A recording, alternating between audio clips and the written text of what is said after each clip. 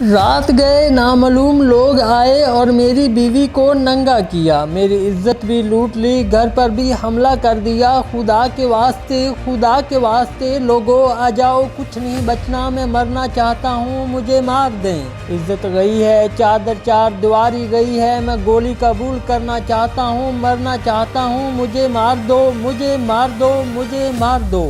عوامی راج پارٹی کے سربراہ جمشید دستی عزت پامالی پر پھوٹ پھوٹ کر رو پڑے۔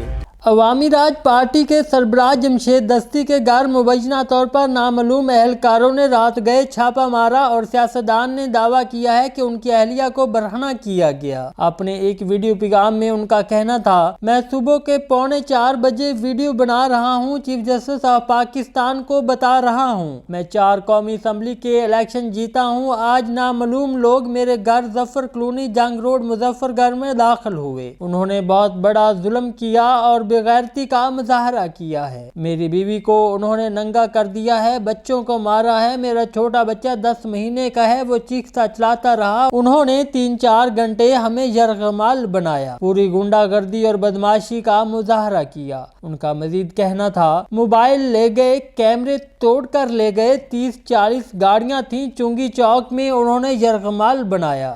دن سے ہی یہ حرام خوری کر رہے تھے، میرے دوستوں کے گھروں میں بھی انہوں نے چھاپا مارا ہے۔ میرے ساتھ بہت بڑا ظلم اور زیادتی ہوئی ہے۔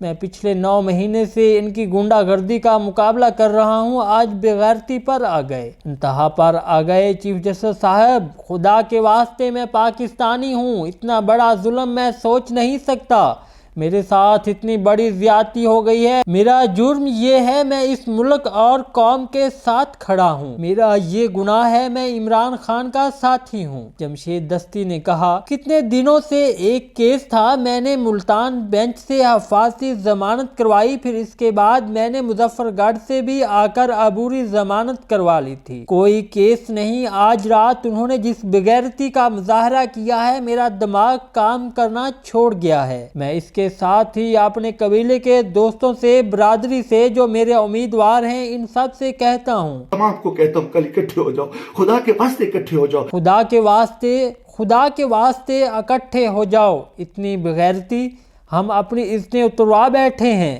اتنا بڑا ظلم اور اتنا بڑا جبر۔ نامعلوم گنڈے ان کے لوگوں کو یہ الیکشن لڑوا رہے ہیں، یہ نامعلوم افراد بے غیرتی کا مظاہرہ کر رہے ہیں۔ خدا کے واسطے لوگوں آ جاؤ، کچھ نہیں بچ رہا، میں مرنا چاہتا ہوں، مجھے مار دیں، گولیاں مار دیں۔ خدا کے واسطے لوگوں آ جاؤ، کچھ نہیں بچنا، میں مرنا چاہتا ہوں، مجھے مار دیں۔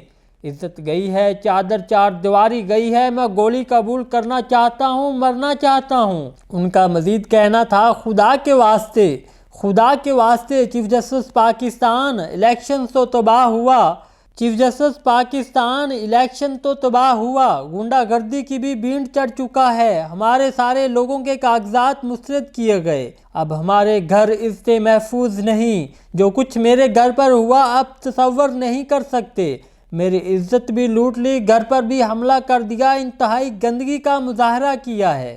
دوسری طرف چونیا کے قومی اسمبلی کے حلقہ NA 133 سے آزاد امیدوار رانا ارشد کی ووٹ مانگنے کی ویڈیو سوشل میڈیا پر وائرل ہو گئی ہے۔ سوشل میڈیا پر وائرل ویڈیو میں امیدوار اپنا تعارف کرواتے ہوئے کہتا ہے، خدارا میں اپنی غیور عوام نو ہاتھ بن کے ریکویسٹ کرنا، اللہ کے واسطے اپنی آخری کے سلمان سے کرنی میرا ساتھ دیو، میں شہر واسطے اللہ کے واسطے خدمت کرنا چاہنا وا، میرے موقع دیو، تاڑیاں آنے والی نسلاں بھی اللہ دے حکم دے نال۔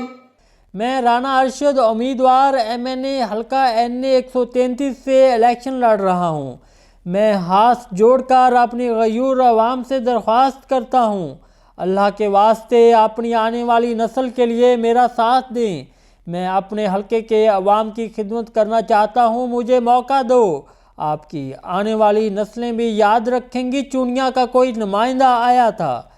رانا ارشد کا مزید کہنا تھا، آج تک پاکستان کی تاریخ میں آپ چونیا سے کوئی بھی عوام کا نمائندہ نہیں چن سکے، میں آپ کے آگے ہاتھ جوڑتا ہوں، مجھے ووٹ دو اپنی آنے والی نسلوں کے لیے، میں چونیا کو ڈسٹرکٹ بنانا چاہتا ہوں، چونیا کی عوام کے لیے کام کرنا چاہتا ہوں۔ خدا کے واسطے مجھے ووٹ دیں۔ میں گھر گھر جا رہا ہوں۔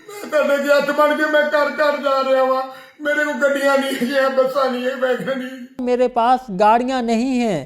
میں حلقے کے عوام سے درخواست کرتا ہوں مجھے ووٹ دیں، مجھے ووٹ دیں، انشاءاللہ علاقے کی تقدیر بدل جائے گی۔ اگر آپ کو ہماری یہ ویڈیو پسند آئے تو ویڈیو کو لائک کریں، کمنٹ کریں، شیئر کریں اور چینل کو سبسکرائب کریں اور گھنٹی کا بٹن دبانا نہ بھولیں تاکہ آپ کو آنے والی ہر ویڈیو سے باخبر رکھا جا سکے۔